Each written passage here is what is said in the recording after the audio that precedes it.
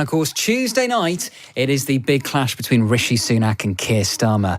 Let's speak to Dr. Nick Anstead, Associate Professor in the Department of Media and Communications at the London School of Economics. Afternoon, Nick.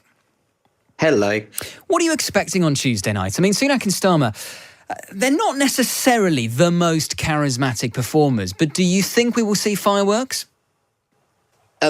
Well, I think what will probably happen is you will see two different strategies. So you'll probably see Sunak trying to achieve some kind of gotcha moment, some kind of zinger, whereas Starmer would be perfectly happy with the score draw, if you like, because if you look at where the polls are now, it's the Conservatives who need things to shift.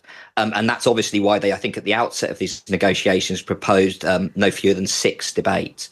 And generally, that's the pattern, which is that the party that's behind is keen to have as many debates as possible.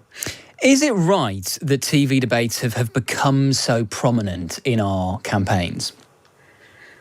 I think it's a really interesting question. I mean, just to echo what Leanne Woods said earlier, the actual evidence that they change people's minds, that they move opinion polls is really pretty limited to non-existent.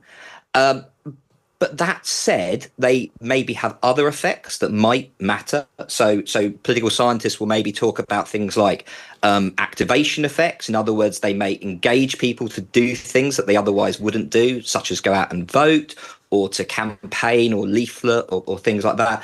They may reinforce the things that people believe. So they may strengthen people's belief. And the other thing that they do that's really important is they frame the conversation. And sometimes they do that in a very positive way, in that they highlight specific issues that are important and become central to the campaign.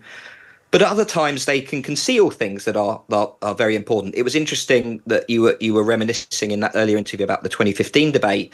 And of course, one of the things that didn't really get a huge airing in that conversation was the promise of the Conservative Party to hold a referendum on Britain leaving the European Union. It became very secondary to things like discussing what coalition might emerge in the event of a hung parliament and things like that. So there's a danger if they miss the things that subsequently become important, they kind of fail in one of their primary functions. It's really interesting. Nick, thank you so much. Dr. Nick Anstead there, Associate Professor in the Department of Media and Communications at the London School of Economics.